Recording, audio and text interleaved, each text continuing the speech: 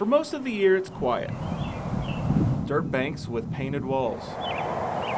But every so often, nature's house lights dim.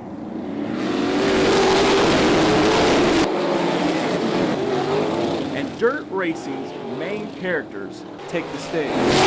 Legendary names like Unser, Andretti, and Foyt have been here.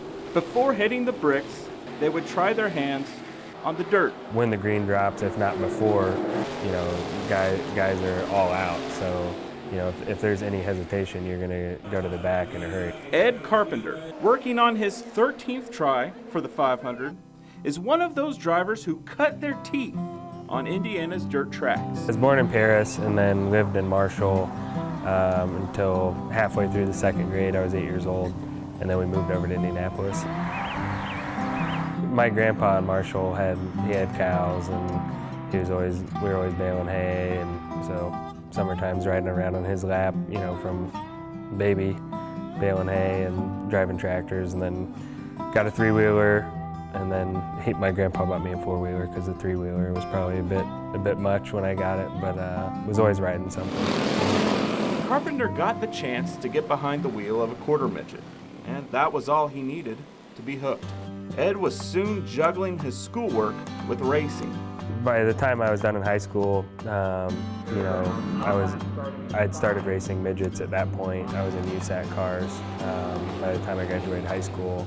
And, really at that point in time, that's all, like the rest of my life mostly, I just wanted to go race.